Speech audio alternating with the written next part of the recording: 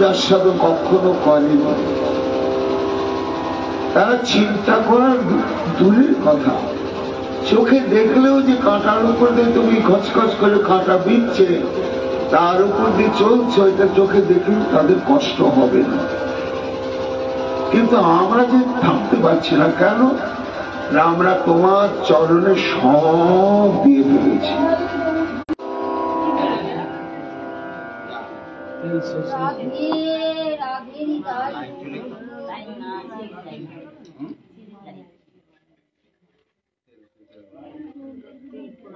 তেল ফুরিয়ে গেল বোধ নাকি?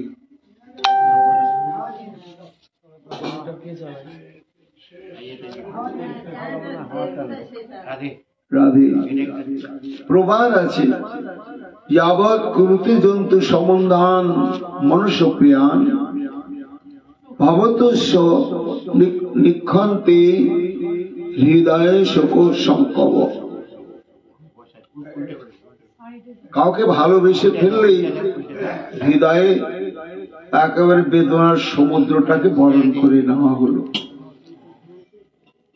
কেন না? তার প্রতি দুঃখ তাকে যতটা না বাজে, তাকে যে প্রাণ দিয়ে ভালোবেসে ফেলেছে তার উপরে সেটি ভয়ঙ্কর ভাবে ব্যথা বাজে। এই আমাদের বেদনার কারণে হচ্ছে তোমাকে আমরা ভালোবেসে ফেলেছি, বুঝলে? এবং তার জন্য মন কলিলতা, আমাদের মন সবসময়, এটা আমরা কোন কোন গোপী বলছি। তখন আবার বলছে একজন, ওরে নির্বোধ গোয়ালেরই জানো না, তার চরণ স্থল কমল হতে অতি সুকুমার, তার বনে কণ্টক তৃণাঙ্কুর কাঁকর ছড়িয়ে আছে, ব্যথা লাগবে না কেন? আমরা বললাম, ওরে মুগ্ধ মন, সে তো কোমল বালুকার পথেই চলে, ওই রকম কষ্টদায়ক স্থানে যাবে কেন? মনের সঙ্গে আমাদের ঝগড়া। মন তখন বলছে, ও বিবেকহীন গোয়ালিনী,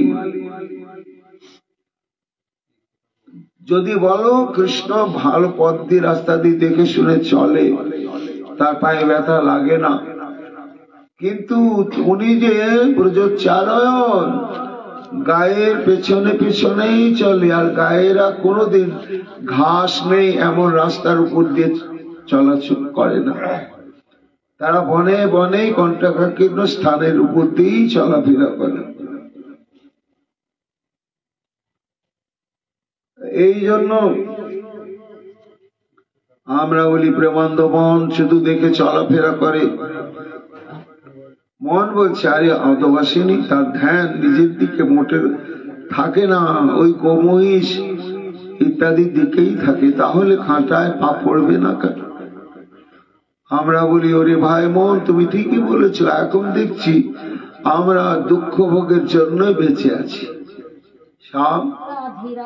আমাদের বেঁচে থাকার কারণটাই হচ্ছে এইভাবে আমরা জন্মগ্রহণ করেছি, নিজের ভাগ্য করে নিয়েছি যে সারা জীবন আমাদের শুধু দুঃখই ভোগ করতে হবে,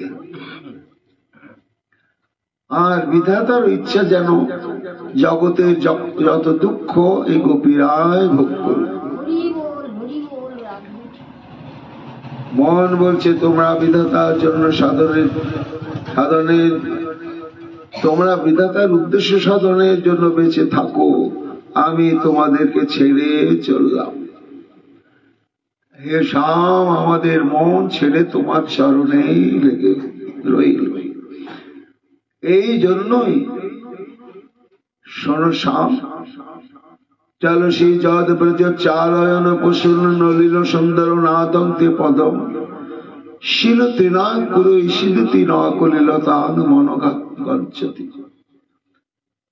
তাই এইভাবে আমাদেরকে ব্যথা দিও না, অনুরাগে গোবিন্দকে ভালোবাসতে হবে, সর্বক্ষণ চিত্ত মন কৃষ্ণগত করতে হবে। কৃষ্ণ সুখে সুখী, কৃষ্ণ দুঃখে দুঃখী, একের পর এক স্ফূর্তি হচ্ছে, গোপীগণের চিত্তে স্ফূর্তি হয়েছিল কৃষ্ণের চরণ কমল। আর সেই চরণ কমলকে কেন্দ্র করে একটা লীলা তাদের চোখের সামনে ভেসে উঠেছিল। সেটি হচ্ছে গোষ্ঠ যাত্রা। গোচারণে যাচ্ছেন শ্রীকৃষ্ণ, গাইগুলো ঘাস খেতে খেতে ছুটছে আর কৃষ্ণ তাদের পেছনে পেছনে ছুটছে।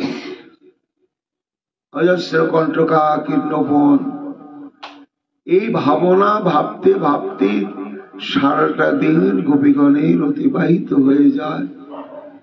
কৃষ্ণকে পেলেও দুঃখ আর না পেলেও দুঃখ। পরবর্তী শ্লোকে আবার গোপীগণ কাঁদতে কাঁদতে যা বললে, মহাপ্রভুর কৃপা হলে আমরা পরবর্তীতে আস্বাদন করব। গোপীগীত প্রসঙ্গ